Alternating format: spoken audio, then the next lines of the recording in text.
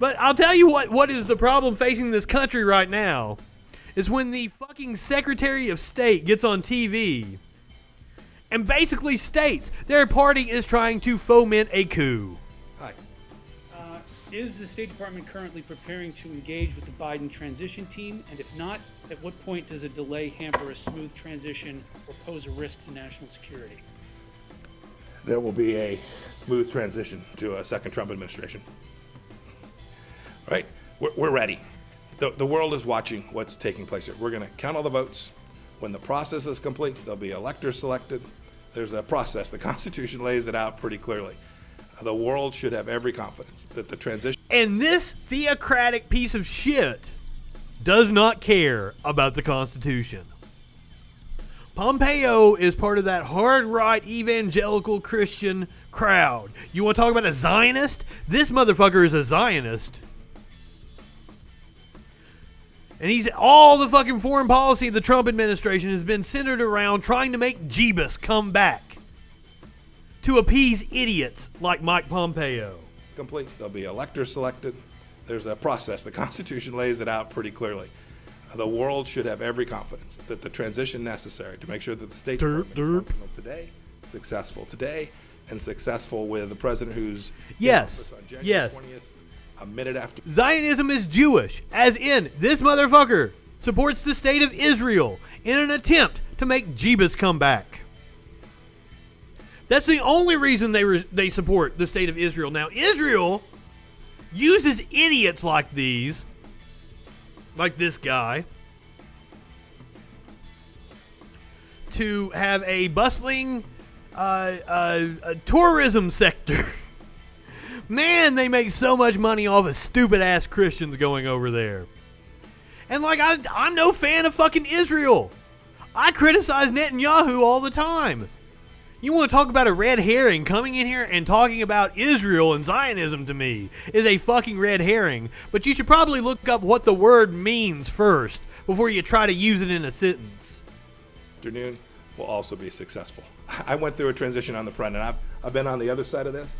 I'm very confident that Nazis hate Jews. Do all the things that are necessary to make sure that the government, the United States government, will continue to perform its national security function as we go forward. Do you believe there's widespread voter fraud with the reports that we're getting from Pennsylvania, from Michigan, showing vote totals and massive leads or significant leads with 99% reporting are going to be overturned, and that the United States failed to conduct a fraudulent free election? Rich, I'm the Secretary of State. I'm getting calls from all across the world. Your girlfriend is an idiot. People are watching our election. They understand that we have a legal process. They understand that this takes time. Right? It took us 37 plus days in an election back in 2000. Conducted a successful transition then. I'm very confident that we will count, and we must count every legal vote. We must make sure that any vote that wasn't lawful ought not be counted. That dilutes your vote if it's done improperly. Got to get that right. When we get it right, we'll get it right. Totally hasn't happened. We're in good shape. Should foreign leaders not be calling? Now, as we go through these stories, first of all, like, I didn't pull up the picture, but today was the day 4 years ago that Trump came to the White House. Obama shook his hand. Now, Trump had already stated that he won by a landslide. Joe Biden has won by more than Trump won by in 2016. And the Obama administration, and the election took place later on. It was on November the 9th in 2016. So it's like the day after Obama was meeting with Trump. And these people are going to talk about how the Democrats are the ones being bullies and shit here. Meanwhile, the Trump administration and his Republican enablers are absolutely trying to foment a coup. Trump quietly fires 3 agency heads amid presidential vote count. This is the first story.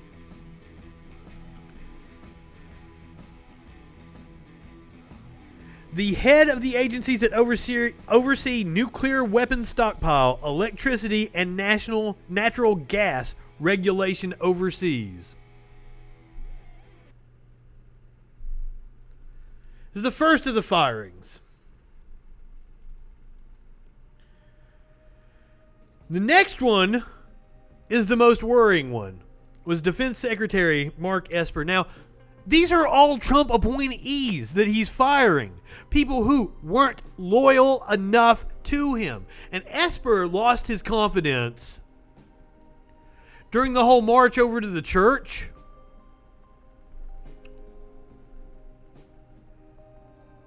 Because Esper, rightfully so, said that they would never deploy the military on American soil. Now that's in the Constitution. They can't do that.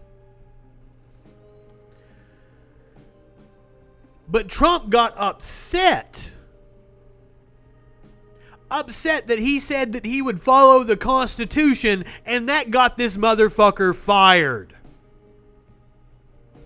Now, Esper has come out yesterday, and said, if my replacement is a real yes man, then God help us. Now, the previous defense secretary said that Trump is a threat to the Constitution.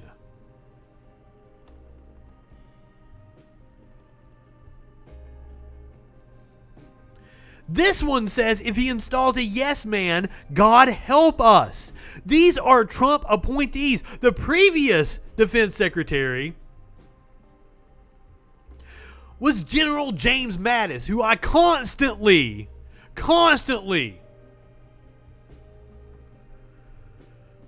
heard about how great his military service was and how awesome he was going to be in the Defense Department.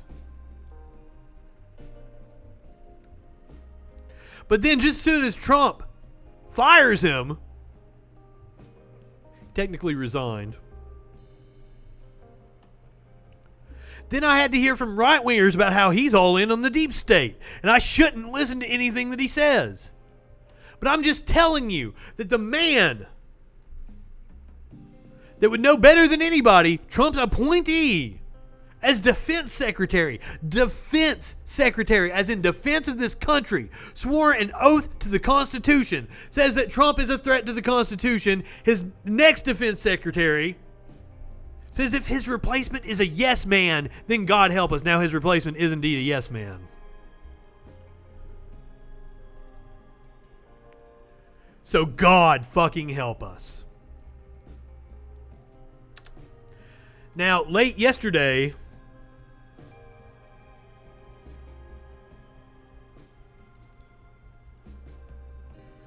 James Anderson, the Pentagon's acting Undersecretary of Defense, resigned.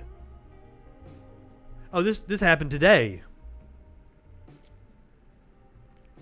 Resigned after Trump fired Mark Esper. Please pay attention to what is going on. These men are trying to foment a coup. Dude, you're not going to enlighten me because you don't know what the fuck you're talking about. No fucking clue. You don't live in reality. But if you would like to, call in, have an argument, or let's hop on the Discord. Prove you're not a fucking moron. Come on.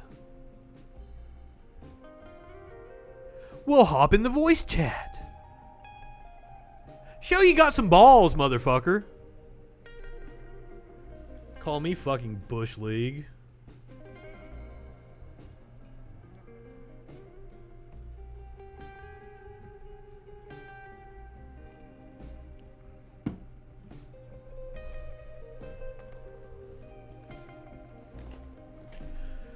Shut up with your misogyny.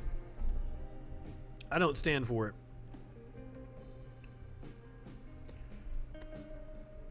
And this isn't the only person that has resigned in protest. Yesterday, after Bill Barr announced that prosecutors should pursue election interference claims that are baseless, Richard Pilger, the U.S. Department of Justice Director of the Election Crimes Branch, resigned. Resigning is how these people tell you something is up and are throwing up red flags. Now, I'm not worried about these people trying to foment a coup because this is the same people that scheduled a press conference at the Four Seasons that wasn't a hotel and invited a child molester to speak. They aren't competent. His legal team just kept saying the words Amy Coney Barrett. Didn't even know they needed a case to go up to the Supreme Court. They just thought she could overturn the election because these are complete and total morons. Every single one of them.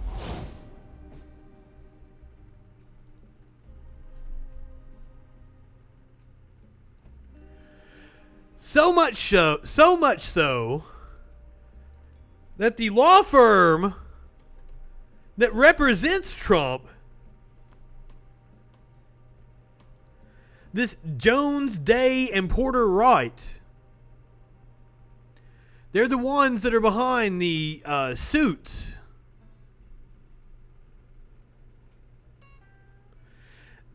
They're getting cold feet over continuing to represent Donald Trump.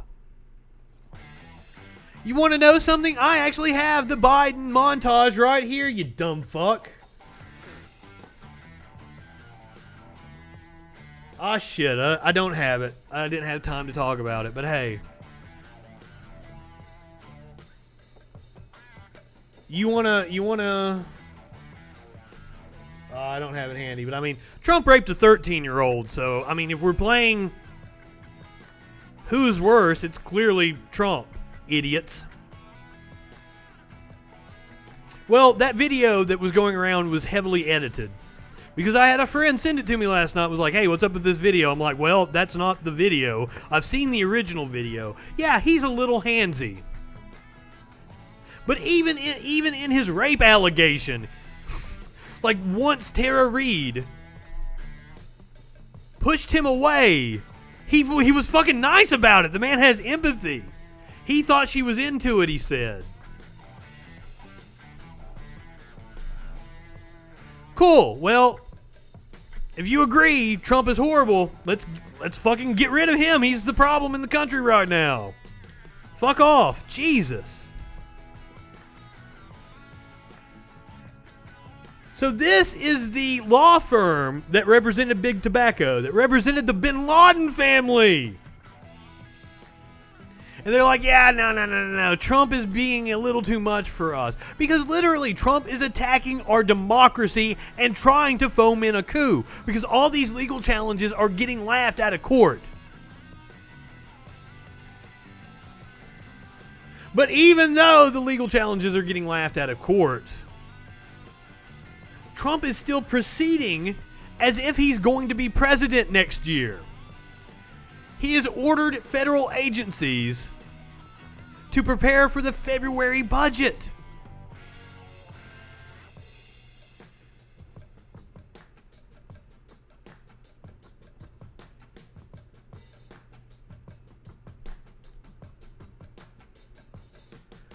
The White House budget proposal is typically issued in February, which would be at least 2 weeks after Trump is scheduled to depart the White House.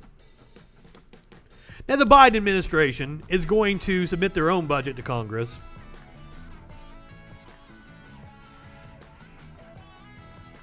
Unfortunately, his transition team is being blocked at every step. Because these people do not believe in the Constitution.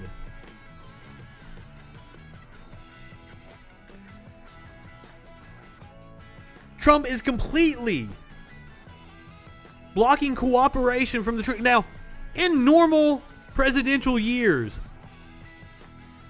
the president would assemble a transition team in January, February, March.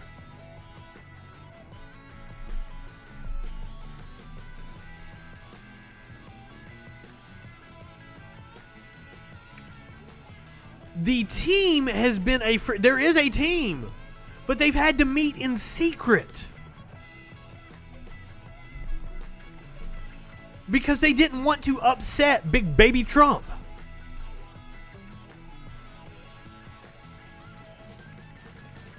So they are blocking the incoming president from receiving presidential daily briefings.